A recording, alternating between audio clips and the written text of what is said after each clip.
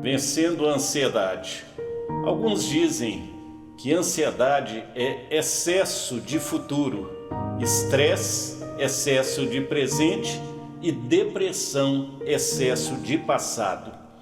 Hoje nós vamos falar sobre ansiedade, mas dentro de uma proposta bíblica, e o texto se encontra em Lucas, Evangelho segundo Lucas, no capítulo de número 12, nos versos de 22 a 34. Depois você pode acompanhar na sua Bíblia ou enquanto você me ouve também. Lucas capítulo 12, de 22 a 34. Jesus começa ali dizendo: não andeis ansiosos. Então nós começamos ali já com uma ordem de Jesus: não andeis ansiosos. E como não andar ansioso? Como eu vi um dia numa reportagem sobre ansiedade, estresse, alguém falou: quem hoje não está ansioso? Eu levantei a mão, mas eles não me viram, né? Porque era um programa de TV. Graças a Deus eu tenho tido essa paz do Senhor. Não vou dizer que às vezes eu também não tenho algum momento de ansiedade ou de estresse, tudo isso faz parte da vida humana. Mas um dos conceitos que hoje nós queremos deixar aqui é que a ansiedade é pecado. Poxa, mas você já começou assim, pegou pesado. Mas não sou eu que estou dizendo. E eu quero comentar sobre isso inicialmente, como também quero passar várias ferramentas com base na palavra de Deus que irão ajudar você a vencer a ansiedade. Nós dissemos, e esse é um conceito bíblico, a ansiedade é pecado, mas por que então é pecado? Primeira coisa, por que a ansiedade é pecado? Porque Jesus diz: não andeis ansiosos. Isso está aqui em Lucas capítulo 12, no verso de número 22, e também numa passagem paralela a essa que se encontra em Mateus capítulo 6, também comentando esse mesmo momento, essa mesma fala de Jesus, e diz também: não andeis ansiosos, e há outras passagens também. Então, isso é pecado primeiramente porque quando a Bíblia diz não e nós fazemos, torna-se pecado. Preste atenção, quando a Bíblia diz para fazer e nós não fazemos, é pecado. Por exemplo, a Bíblia diz: ide, né? Jesus disse: ide por todo o mundo, pregai o Evangelho a toda criatura. É até um imperativo, é uma ordem. E nós, então, se não estamos cumprindo essa ordem, nós estamos pecando porque Ele está mandando fazer e nós não estamos fazendo. É o chamado pecado por omissão, estamos sendo omissos. Onde se diz a grande comissão, que é o título do texto que está lá em Mateus capítulo 28, na verdade alguns dizem que é a grande omissão da igreja e às vezes dos discípulos, né? Precisamos cumprir esse eixo. Ao mesmo tempo, então, se a palavra de Deus diz para não fazer e nós fazemos, também é pecado do mesmo jeito e é chamado pecado por comissão. Então, se o Senhor manda fazer e não fazemos, é pecado. Se Ele manda não fazer e nós fazemos, é pecado do mesmo jeito. Mas então como fica essa situação, especialmente em relação à ansiedade, que é o mal do século? Quem hoje não está ansioso, né?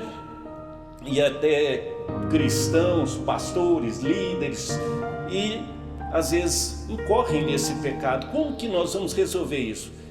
Não é um pecado, obviamente, Deus vai fuzilar você, já vai jogar você lá no fogo do inferno, não, nada disso. Mas não deixa de ser pecado.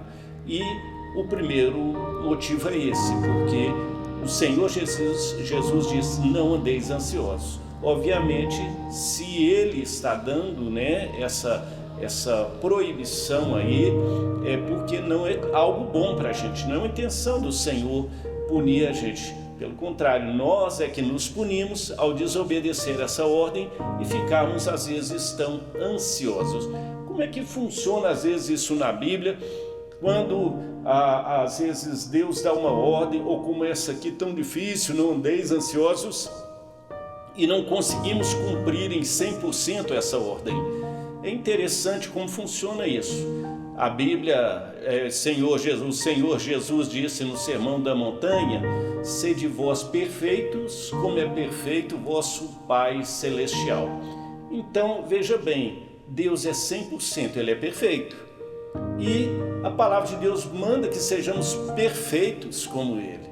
Ora, é óbvio que nós não conseguimos ser perfeitos e nós chegamos talvez a 40%, 60%, quem sabe 70%, eu não sei, mas há uma conta que não fecha, nós não alcançamos esse padrão de 100%.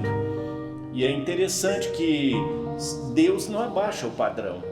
Ele fala, sede perfeitos, Deus continua sendo perfeito e exige de nós a perfeição. Mas como resolver essa conta que não fecha se Ele é 100%, nós somos 40%, nós somos 60%, nós somos 70%. Digamos que sejamos 70%.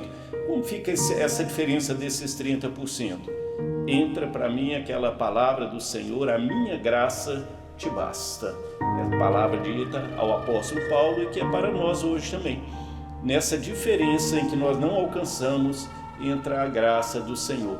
Porque infelizmente nós somos falhos, nós somos pecadores e o Senhor é perfeito. Então, o que vai completar essa diferença é mesmo a graça do Senhor. E essa graça que nós precisamos exatamente para vencer também a ansiedade. Porque a ansiedade, o Senhor disse, não andeis ansiosos, ansiedade é pecado. Primeiro, porque o Senhor proíbe. Segundo, porque está ligada de uma certa forma a nossa confiança ou a nossa fé em Deus. A palavra ansiedade tem a ver com mente dividida. Nós estamos aqui, a nossa mente está aqui, mas ao mesmo tempo está muito acelerada, né? Está lá na frente. Talvez a síndrome do pensamento acelerado hoje, nos dias que vivemos, com tanta informação e uma vida tão corrida, então às vezes a nossa mente está muito acelerada, muito lá na frente e uma mente dividida. Só que às vezes essa preocupação excessiva acaba nos gerando problema. E aí eu trago, quero deixar para você um outro conceito. O primeiro, mais importante, que eu quero que fique bem gravado: a ansiedade é pecado. Ainda que nós o cometamos, e muitos cristãos, talvez o pecado mais cometido por todos os cristãos, não deixa de ser pecado. E em segundo lugar, ansiedade, esse conceito que eu gostaria que você gravasse: ansiedade não resolve problemas, ansiedade gera problemas. Ansiedade não resolve problemas, ansiedade cria problemas.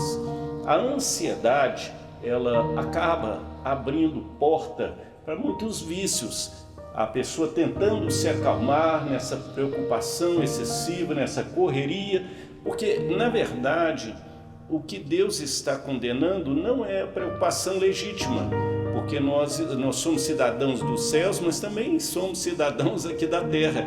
E enquanto cidadãos terrenos, nós temos responsabilidades. Então, há sim uma preocupação legítima, e deve haver essa preocupação legítima. O que Jesus está condenando é a preocupação excessiva. Então, é nesse sentido que há esse mal, quando as pessoas estão com excesso de preocupação e com isso, às vezes naquela inquietação para se acalmarem, para desacelerarem, de alguma forma alguns acabam recorrendo a alguns vícios, à bebida, ao cigarro, às drogas, quando eu falo de drogas estou falando também dos remédios, porque eu estou colocando aqui a ansiedade numa perspectiva bíblica e também com ferramentas, com remédio, bíblico da palavra de Deus. Mas a pessoa pode estar talvez muito ansiosa e muitos vícios entram por essa porta. É uma brecha que às vezes entram muitos vícios.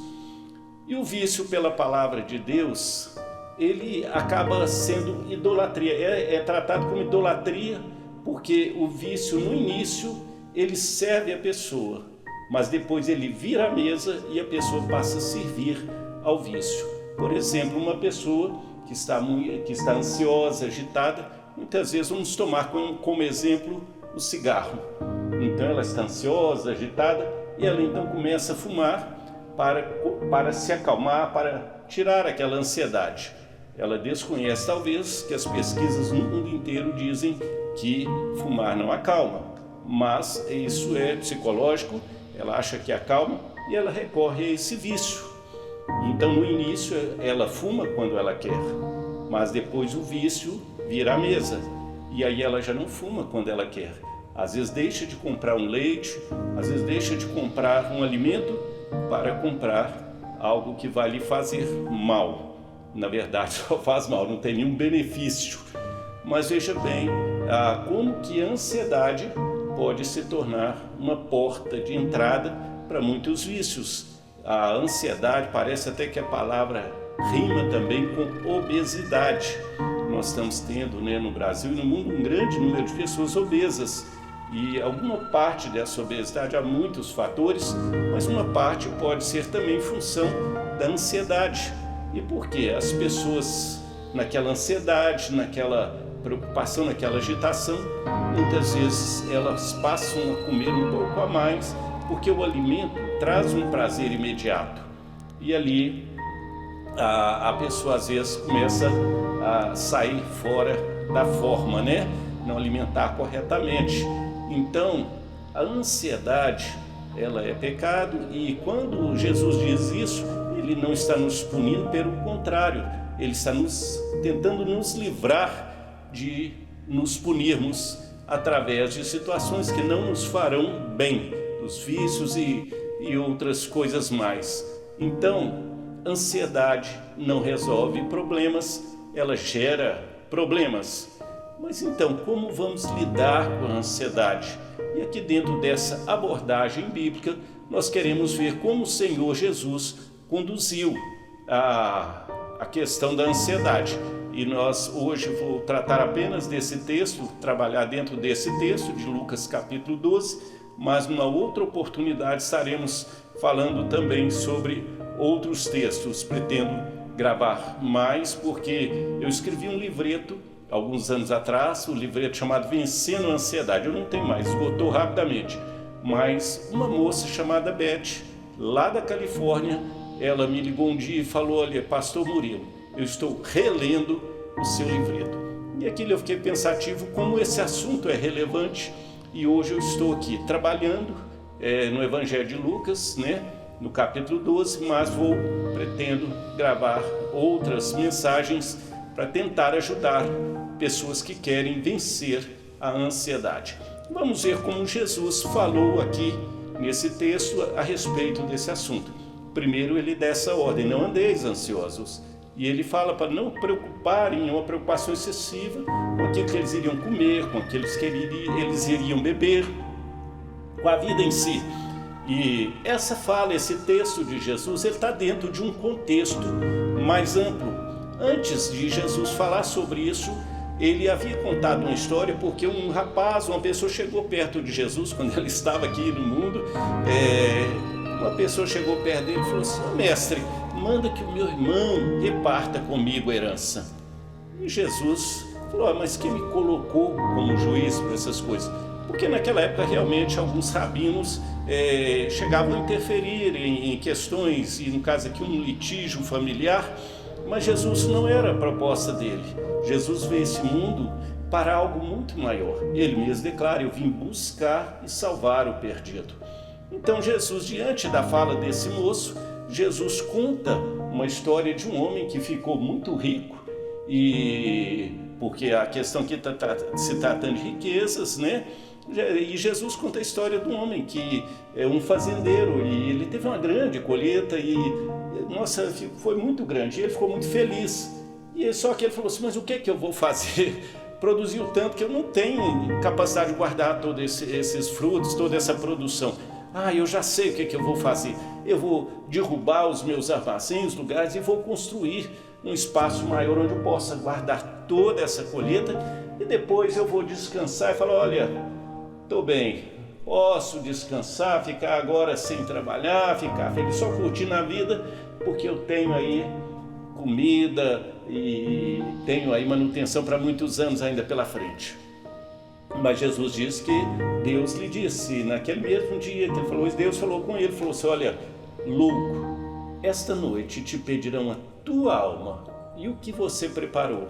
Para quem será? E Jesus então conclui dizendo assim: aquele que ajunta para si, mas não é rico para com Deus. Então, aquele homem, ele havia se enriquecido, ele havia prosperado, mas infelizmente ele descuidou-se da vida espiritual. Ele preparou muito para si mesmo, mas nada para a eternidade. E às vezes acontece conosco, acordamos agitados, com um monte de coisas para fazer, agenda cheia, já um monte de recados ali, para fazer muitas coisas, e nós fazemos muitas coisas, uma correria muito grande, mas às vezes nada do que fazemos ao longo do dia toca um acorde a nível de eternidade. Estamos trabalhando somente a nível de presente e nada a nível de eternidade. Então é nesse sentido que Jesus está colocando para seus discípulos não se envolverem demais com essas preocupações dessa vida aqui, não se concentrarem aqui. E aí Jesus vai fazer algumas colocações muito interessantes e ele fala também no verso seguinte, fala assim: olha, vocês já observaram as aves dos céus? Olhem as aves dos céus. Mateus, na passagem paralela, se refere às aves dos céus, e aqui em Lucas ele fala: olhem os corvos, observem eles não plantam, eles não semeiam, eles nem sabem que eles existem, mas Deus se importa com eles, Deus sustenta eles. E Jesus então está falando: escuta, vocês não valem mais do que esses corvos? É interessante, esse texto que trata da ansiedade, ele trata sobretudo da providência divina. Deus se importa com tudo aquilo que Ele criou, independente do valor que essas coisas possuam. Se você sair para fora, pegar um corvo e tentar vender, você não vai conseguir um bom resultado. E Jesus está falando: escuta, vocês não valem mais do que essas aves, do que esse pássaro. Então, na verdade, a ansiedade, pela palavra de Jesus aqui, ela tem também a ver com autoestima. Nós desconhecemos o valor que Deus nos atribui. E é isso que Jesus está falando: vocês são muito mais importantes do que essas simples aves. E olha, Deus sustenta elas. E quando Jesus fala isso, que é Deus que sustenta, Deus se preocupa conosco, Deus nos sustenta. Então talvez alguém diga assim: então tá, eu vou cruzar os braços. Oh, que maravilha, Deus me sustenta, não preciso fazer nada. Mas não é assim. A Bíblia condena veementemente a preguiça e o ócio. A Bíblia, ela fala que a mão diligente prosperará. Então, na verdade, a Bíblia, ela não condena a preocupação legítima, que é a responsabilidade. Ela condena a preocupação excessiva, quando se torna, vamos dizer assim, patológico, Nós estamos excessivamente preocupados e acabamos por descuidar da nossa vida espiritual e de outras situações também, e sobretudo deixamos de confiar no Pai Celestial, que sustenta as aves tão pequenas, tão frágeis, e nos sustentar também. E olha que quando Deus criou o mundo, Ele disse: haja isso, haja aquilo, mas quando Ele criou o ser humano, Ele disse: façamos o homem à nossa imagem e semelhança. Então o homem é a coroa da criação, o ser humano é a coroa da criação. Para Deus você é muito importante. E é isso que Jesus está querendo ensinar aqui, que nós devemos confiar nesse Pai cuidadoso que é o nosso Deus. Depois ele disse também aqui, o Senhor Jesus, ele fala aqui no verso de número 25, olha, mas e vocês, por mais ansiosos que vocês estiverem, vocês podem acrescentar algum tempo de duração na vida de vocês? Aqui ele usa uma palavra, algumas bíblias antigas, trazem a expressão um côvado, acrescentar um côvado. A ideia de côvado é uma medida antiga, entre 40 e 60 centímetros, alguma coisa de 2 palmos ou um pouco mais, mas aqui não está sendo colocado nesse sentido. Na verdade, aqui a ideia de que acrescentar talvez mais um dia, 2, um ano, alguns anos na nossa vida. é como se fosse aquele moço rico que Jesus acabou de falar sobre ele, todo aquele esforço dele. Ele teria condição de acrescentar mais um dia na sua vida. A palavra está louco, essa noite te perderão a tua alma, porque tem se preparado para quem será. Ou seja, quando chegar aquele tempo em que o Senhor fixou para nós, aquela data que Deus fixou para nós, não adianta nenhum esforço nosso para ultrapassar, nenhum esforço vai fazer com que ultrapassemos aquele limite que o Senhor já fixou para as nossas vidas. Então, essa preocupação excessiva não vai resolver essa situação. E aí Jesus também prossegue dizendo também que se a gente não pode resolver essas coisas mínimas, para que ficar preocupado?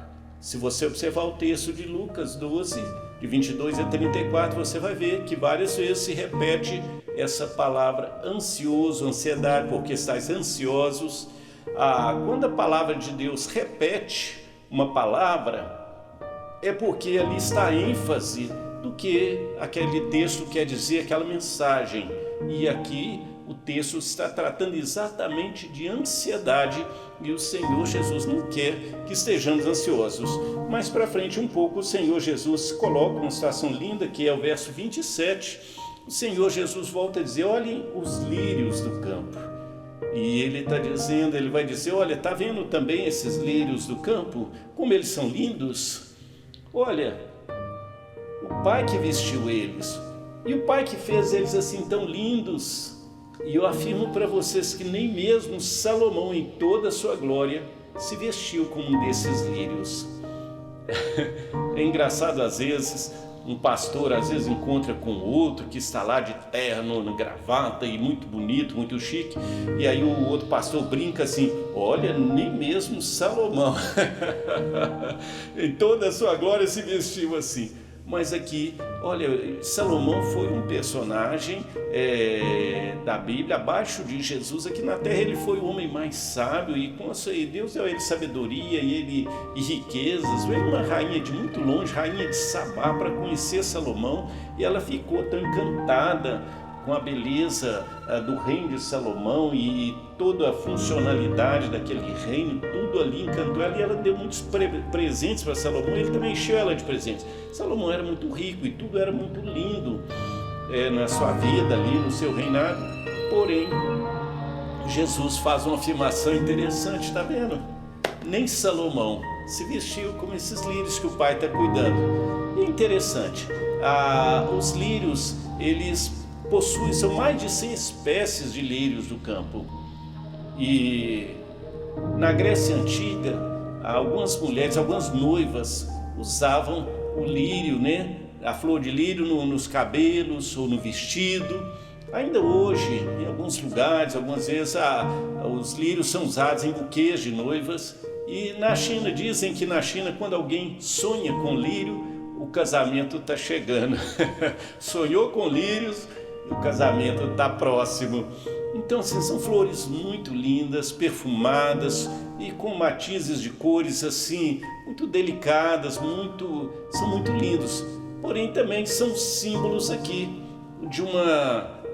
de algo passageiro. Jesus está falando: esses lírios, que estão aí e também perecem rapidamente, mas olha como eles são lindos. E quem vestiu, quem cuida deles é o Pai Celestial. E Jesus vai dizer então: olha, se Deus assim veste a erva que está no campo e amanhã é lançada no forno, quanto mais tratando de vocês, homens de pouca fé. Aqui Jesus está amarrando a conexão, ansiedade, fé. Então a ansiedade também é a medida da distância entre nós e o Senhor. Ou seja, quanto mais distantes do Senhor, mais ansiosos nos tornamos.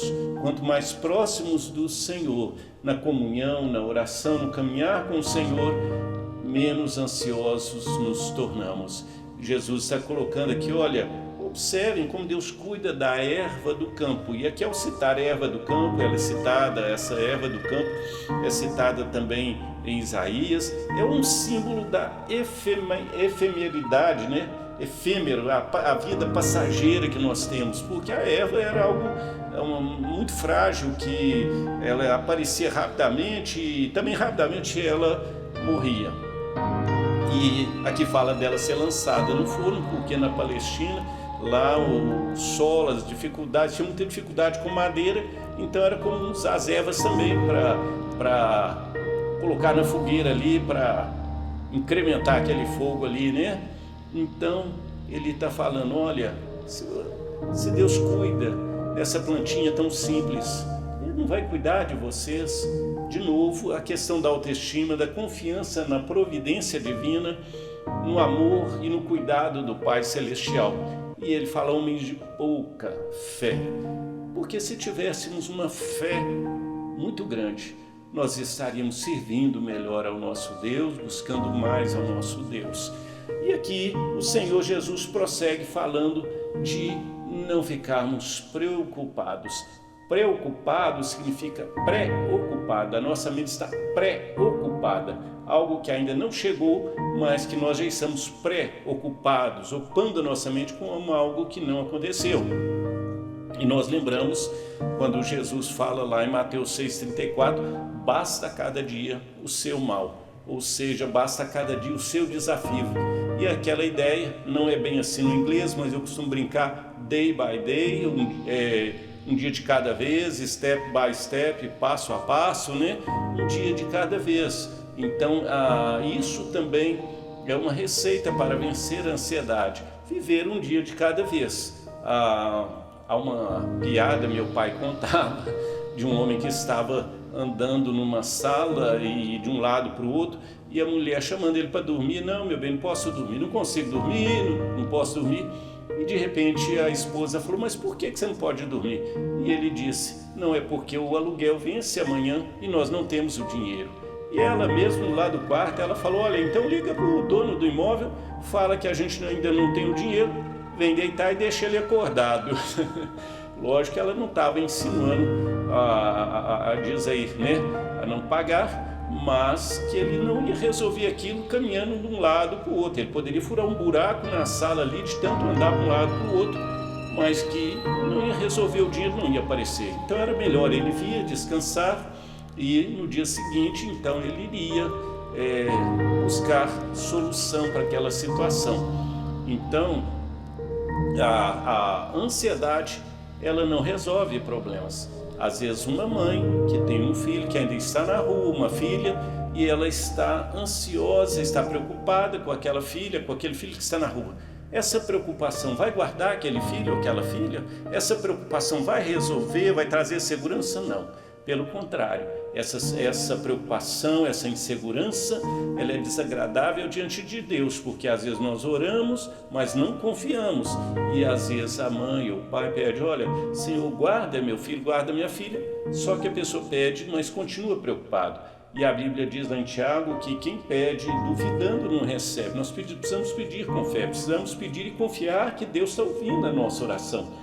Então, a nossa ansiedade, a nossa preocupação não vai resolver. Aquilo, obviamente, que nós devemos fazer e podemos fazer, nós devemos fazer.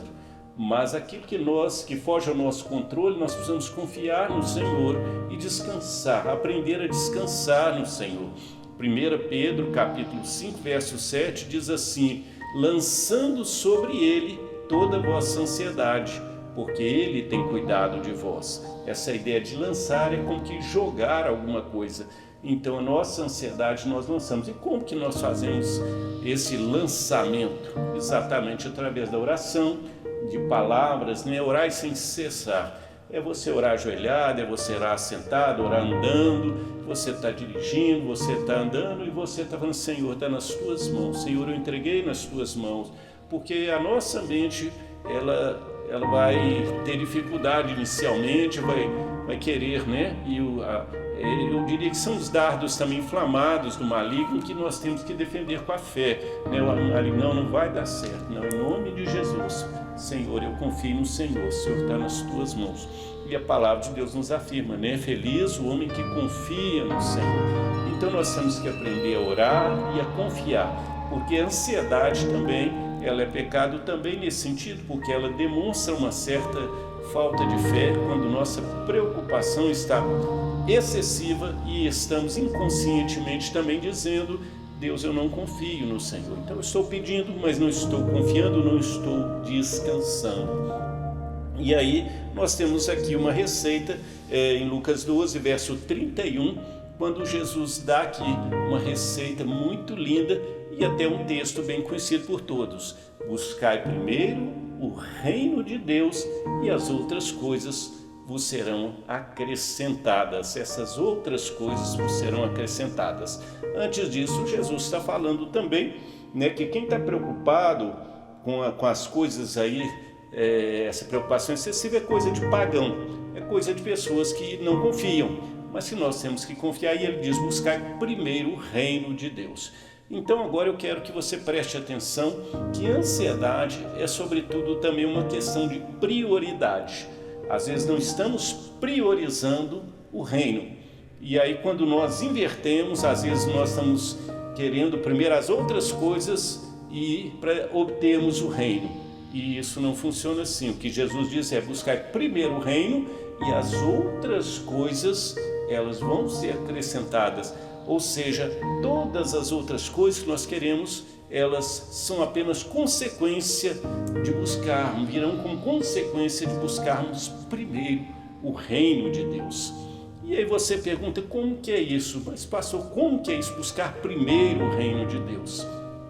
Então nós quero colocar para você algumas situações. O reino é o domínio, a palavra reino é domínio. Buscar primeiro o reino de Deus significa o domínio de Deus. Por isso que nós oramos, e Jesus ensinou na oração do Pai Nosso: venha a nós o vosso reino, seja feita a tua vontade, assim na terra como é nos céus. Porque o que Jesus está nos ensinando ali? Venha a nós o vosso reino, ou seja, o domínio de Deus venha sobre nossa vida, sobre a terra, que a vontade de Deus seja feita aqui na terra como ela é feita nos céus. Porque os céus é um lugar de harmonia, de paz, tudo funciona tranquilamente, tudo funciona muito bem. Por quê? Porque nos céus tudo obedece à vontade de Deus. Os anjos, os arcanjos, os querubins, tudo obedece à vontade de Deus. Então é um lugar de harmonia, de paz. Mas na terra os homens não obedecem à vontade de Deus. A natureza obedece à vontade de Deus. Deus falou: abacateiro, você só vai dar abacate; limão, você só vai dar limão; limoeiro, né, só vai dar limão. Então tudo, sol aparece nesse momento, lua, Deus, tudo que Deus coordenou na natureza, tudo funciona do jeito que Deus ordenou. Mas o homem não obedece à vontade de Deus, e por isso a terra tem essa desarmonia, essa falta de paz, essa bagunça que é aqui. Então quando nós oramos: seja feita a tua vontade, assim na terra como nos céus, venha a nós a sua vontade, é o domínio de Deus trazendo então essa harmonia, essa paz que faz com que tudo funcione tranquilamente.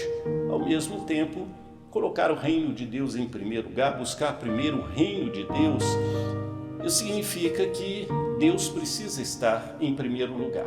Na verdade, ou Deus está em primeiro lugar, ou Deus não está em lugar nenhum, porque Ele é Deus. Ou Ele está em primeiro lugar, ou não está em lugar nenhum.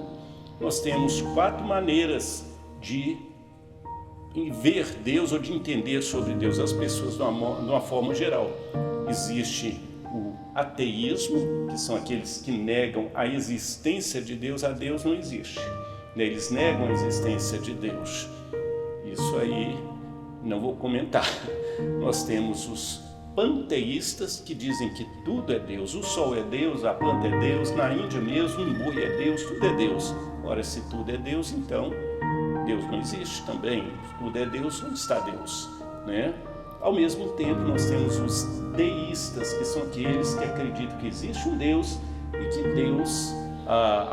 só que esse Deus está distante. O deísta, com D de dado, ele acredita que existe Deus, que Deus existe, mas é um Deus distante, como alguém que pinta um quadro, dá as costas para ele, vai pintar outro quadro e pronto. Então é como se existe um Deus, ele criou esse mundo, ele fez esse mundo, mas ele deu as costas, ele não intervém.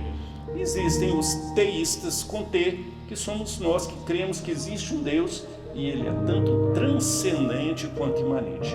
Ele está muito acima da nossa compreensão. Não dá para pôr Ele ali, né, no laboratório e examinar, porque Ele é muito grande, Ele é transcendente, Ele é infinito, mas ao mesmo tempo Ele é imanente, Ele se importa com sua criação.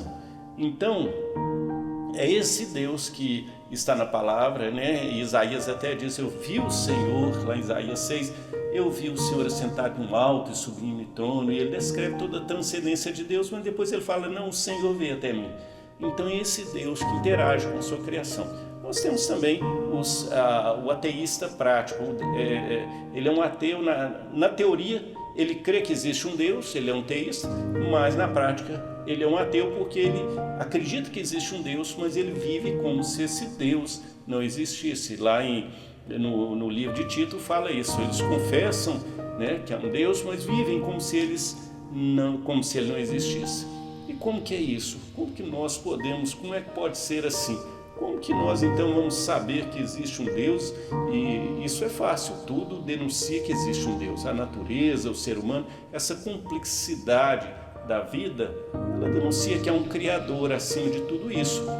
Mas para isso existe a Bíblia, a palavra de Deus, para sabermos a vontade de Deus. Nós não precisamos da Bíblia para entender que existe um Deus. Tudo mostra que existe um Deus, a natureza, o ser humano principalmente. Se você está descascando uma cana, alguma coisa, e alguma coisa vai bater nos seus olhos, então automaticamente seus olhos se fecham com uma proteção. É um mecanismo de proteção assim, tremendo.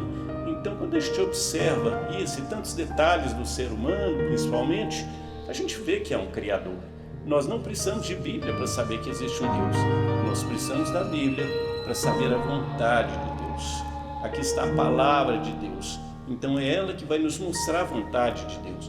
Então buscar primeiro o reino de Deus é exatamente buscar a vontade de Deus. E aí é aquele acordar de manhã e falar assim: Deus, o que nós vamos fazer hoje? Deus, muito obrigado por esse dia. Deus, o que o Senhor quer que eu faça hoje? Deus, me oriente, me guia. Não tem muito tempo eu ouvi um testemunho de um empresário e ele diz que ele acorda e quando ele está chegando na sua empresa, ele faz as coisas, um monte de coisa, e quando ele está indo para a empresa, ele fala: Espírito Santo, o que nós vamos fazer hoje? Então ele mantém uma relação de intimidade com o Espírito Santo, que é Deus em nós. Fala: Espírito Santo, o que nós vamos fazer hoje? Olha que coisa mais linda, né? Não aquele Deus distante, mas um Deus próximo.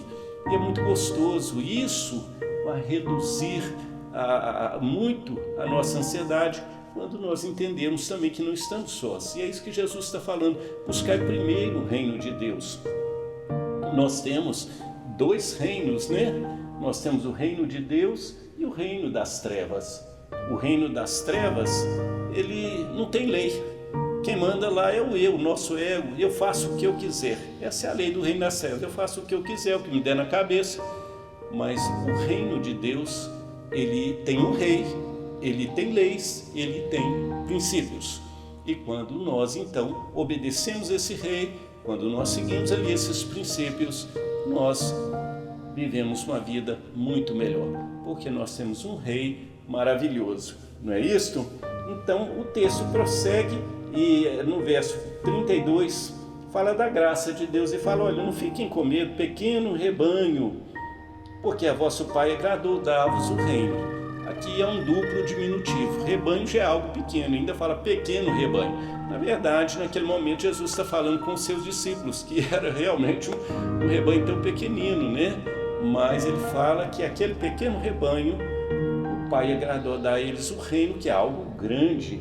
E isso diz respeito a nós também. E nós sabemos como esses discípulos foram tão abençoados que a palavra chegou até nós hoje por intermédio da ação de Deus por meio desses seus discípulos. Da mesma forma, você que está me ouvindo, agradou ao Pai dar a você o reino de Deus. E esse reino é um reino que nós entramos nele pela fé, nós vivemos nele pela fé, nós conquistamos pela fé, nós vencemos pela fé. Não é a nossa força e também não ficamos nessa ansiedade, porque nós temos um rei, e um rei que cuida de nós. Lucas prossegue dizendo então: olha, façam o seguinte, começa a dar esmola, né? E ajudar pessoas, e juntem um tesouro nos céus. É um perfil do Evangelho de Lucas, do escritor Lucas, o médico amado, que escreve tanto o livro o Evangelho de Lucas quanto o livro de Atos, que no passado era um só volume, né?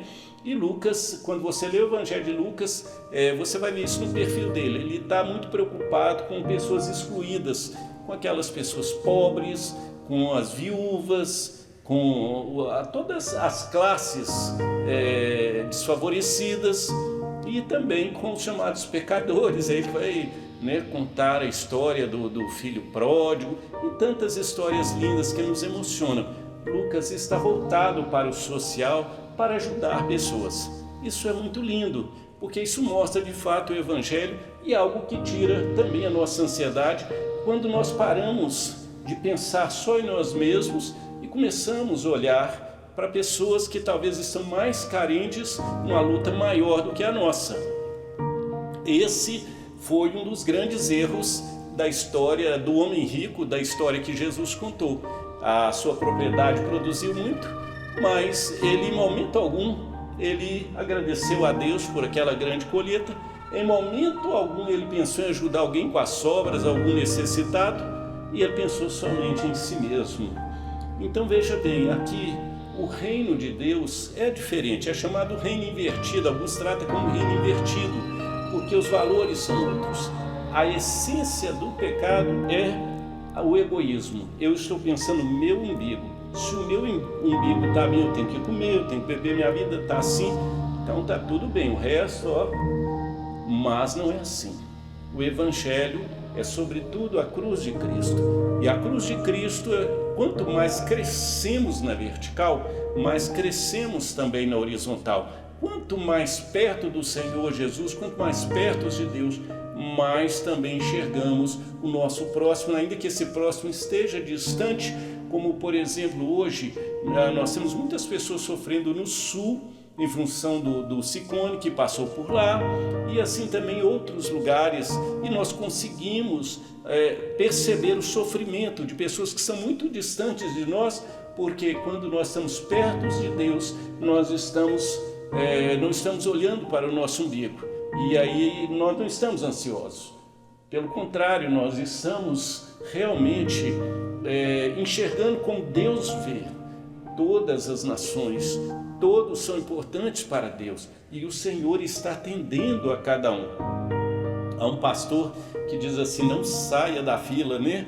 Ou seja, Deus está atendendo pessoas, fique tranquila, sua hora vai chegar, não saia da fila. O Senhor Deus está lá atento à situação de cada pessoa e a você também. Ele não nos trata como um rebanho, como uma manada ou como um curral, não. O Senhor Deus nos trata de forma pessoal e individual.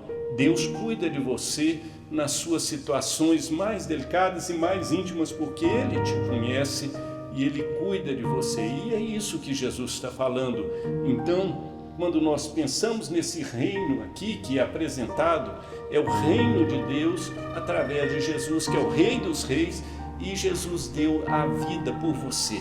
E a palavra de Deus diz assim: como que Ele não vai nos dar também outras coisas? Quem pode medir a altura, a profundidade desse amor? Porque quando você vê que o quanto que Jesus sofreu, cuspiram nele, bateram nele, deram-lhe bofetadas, colocaram coroa de espinhos e depois de uma sessão de tortura, o obrigaram a levar a cruz, que na verdade é um dos traços da cruz, até o lugar onde pregaram suas mãos e pés e o ergueram ali, no Gólgota. Que sofrimento! Quando você lê esse sofrimento, você entende o que a palavra de Deus diz assim: quem pode nos separar desse amor? Então, quem pode medir esse amor? Não tem como. Então Deus te ama de uma forma profunda. E esse amor dele traz obviamente o cuidado dele. Se você é servo de Deus, Deus não vai. Se você é servo do Rei Jesus, Ele vai cuidar de você. Ele vai vestir você. Ele vai dar alimentação a você, Ele vai cuidar de você. E o texto termina dizendo assim: porque onde estiver o vosso tesouro, aí estará o vosso coração. Então aqui ele está colocando, em relação à ansiedade, depende também onde está o nosso coração. Porque se o nosso coração estiver realmente aqui nesse mundo, somente nas coisas aqui, é impossível reter ansiedade e haja remédio para conter essa ansiedade. Mas se o nosso coração estiver no reino eterno, nós vamos conseguir fazer a nossa passagem aqui de uma forma mais suave. quando entendermos que nós estamos aqui de passagem. Nossa vida aqui é apenas uma passagem. Há de fato um reino, e esse reino, quando nós tomarmos posse dele a nível de eternidade, conforme o Senhor prometeu, ele vai voltar, ele vai levar a igreja, a sua igreja, a qual ele resgatou com precioso sangue, e o seu reino não terá fim. E será um reino de eterna paz, justiça e felicidade. Então, aqui é apenas uma passagem. Que o nosso coração possa estar, então, no reino eterno. Possamos trabalhar aqui, seguir nossa vida aqui, mas, sobretudo, estejamos também sempre confiantes e trabalhando esse relacionamento com o Senhor. Porque buscar primeiro o reino de Deus envolve, eu ouvi um jovem falando assim, olha, na nossa igreja eles nos ensinaram a fazer o TSD. Eu falei, o que é TSD? Ele falou, tempo a sós com Deus. Tempo a sós com Deus. Momento em que aqueles jovens aprendiam a tirar um tempo do seu dia para ler a Bíblia, para orar, para ouvir talvez um louvor, uma mensagem e alimentar o espírito. Porque a mídia no geral, todos esses recursos da mídia no geral, na internet, eles alimentam a nossa alma. E a alma fica agitada, fica ansiosa, inquieta. Mas quando nós, então, nos alimentamos do Senhor, da sua palavra, dos louvores do Senhor, a nossa mente, está voltada para o Senhor, então nós alimentamos o espírito e não a alma. E quando o espírito, ele governa, nós passamos a ter paz. A palavra de Deus diz que a inclinação da carne é morte, mas do espírito é vida e paz. Então, nós devemos viver a vida no espírito, com o espírito, e buscando sempre em primeiro lugar o reino de Deus. Então, é uma questão de prioridade, buscar primeiro o reino de Deus e, em consequência, todas as outras coisas vos serão acrescentadas. Eu espero que essa palavra possa ser uma palavra que venha abençoar a sua vida e que Deus abençoe você. O Rei Jesus está cuidando de você. Confie.